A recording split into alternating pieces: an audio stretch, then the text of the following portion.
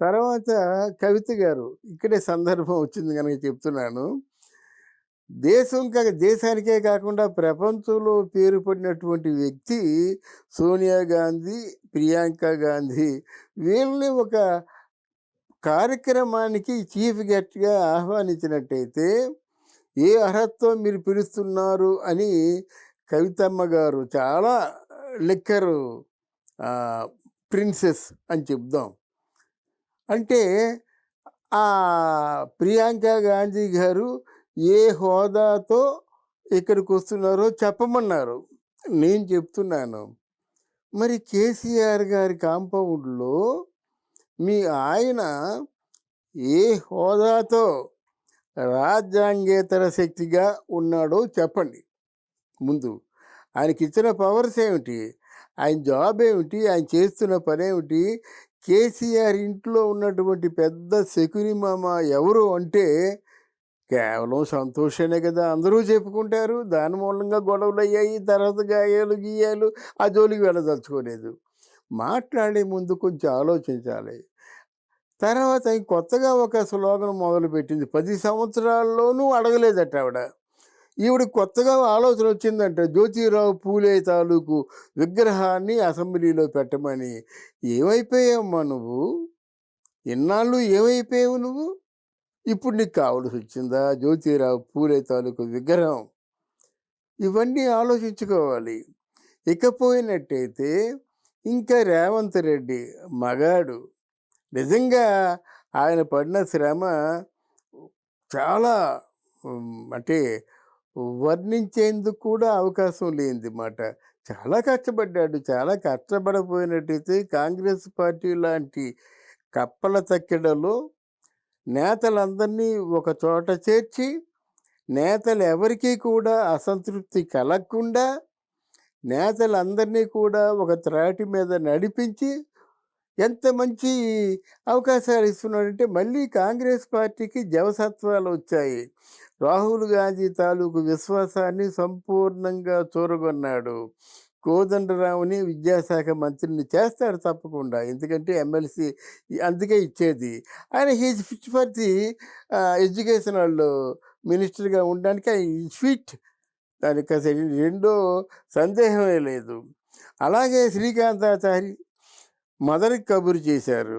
తర్వాత తెలంగాణ ఉద్యమంలో పాల్గొన్నటువంటి కొంతమంది కాంగ్రెస్ నాయకులకి ఎవరు మన వివేకు, రాజగోపాల్ రెడ్డి, తర్వాత కోమటిరెడ్డి, తర్వాత సురేఖమ్మ, తర్వాత మిగతా వీళ్ళందరికీ కూడా పదవులు ఇస్తున్నాడు. అద్దంకి దయాకరు వీళ్ళందరూ పార్టీ కోసం చాలా పడ్డారు, కష్టపడ్డారు.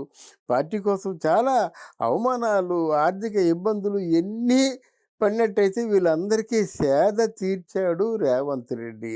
ఇప్పుడు మీరు అడుగుతారా జీతాలు పెంచమని? ఏం ₹1000 పెంచారు చాలదు? అంటే వీళ్ళకే జీతాలు అంటే పెంచినట్టయితే మిగతా వాళ్ళందరినీ ఎగదోస్తారా మీరు? ఇది తప్పు. కేసీఆర్ చేస్తున్నటువంటి ఈ మూర్ఖపు ప్రయత్నం చాలా తప్పని హెచ్చరిస్తున్నాను. ఎందుకంటే ప్రజలు రేవంత్ రెడ్డికి మ్యాండేట్ ఇచ్చారు. ఒక 6 మాసాలు, ఒక సంవత్సరం చూడండి ఆయన ఎలా చేస్తారో. ఆయన చెప్పిన ప్రకారంగా చేస్తున్నాడు కదా! నీళ్లు, నిధులు, నియామకాలంటే నియామకాలు మీకు లేవు. ఈయన అప్పుడు ఆల్రెడీ ఒక అనకూడదు కానీ 100 రోజులు దాటక ముందే ఇవన్నీ ఏర్పాటు చేసి పెడుతున్నాడు. ఈలోగా మీరు తొందరపడాలా? ఈలోగా మీరు ప్రజల్ని రెచ్చగొడతారా? ఈలోగా రేపు విద్యార్థుల్ని రెచ్చగొడతారు. రేపొద్దునేమో చూడండి అంటే ఏమిటి అఘాయిత్యాలు కూడా తలపెడతారు. ఈరోజు ఒక మర్డర్ జరిగింది. మీరు ఎక్కడ మర్డర్‌కి మీరు ప్రేరేపించారని అనుకునేందుకు కూడా అవకాశాలు ఉన్నాయి. లా అండ్ ఆర్డర్స్ ఎప్పుడైతే ఫెయిల్ అయ్యాయో ఆ రూలింగ్ మీదేమో ఒక మచ్చ పడుతుంది. అటువంటి మచ్చలు వేయడానికి మీ ప్రయత్నం చేస్తే మాత్రం చరిత్రహీనుడుగా మిగిలిపోతారు. మీకు దురాశ కలిగింది. ఒక రాష్ట్రాన్ని వదిలేసి బీఆర్ఎస్ అని పెట్టి కేంద్రంలో ప్రైమ్ మినిస్టర్ అయిపోదాం అనుకున్నారు. ఆ దురాశ దుఃఖానికి చేటు అంటారు. అదే వచ్చింది. నిజంగా చెప్పాలంటే మీ మూలంగా మీ కొడుకు కూడా పాడైపోయినాడు మాట. Is a good candidate, calibre candidate. He knows everything. Is fit for the politics now a days. అది కాకుండా మీది ఏదో మామూలుగా ఊకదంపుడు ఉపన్యాసాలు ఇచ్చుకొని మీ ఉపన్యాసాలు విని పడిపోవడానికి వెర్రి వాళ్ళు ఇక్కడ ఎవరు లేరు. అందరూ తెలివి మీరారు.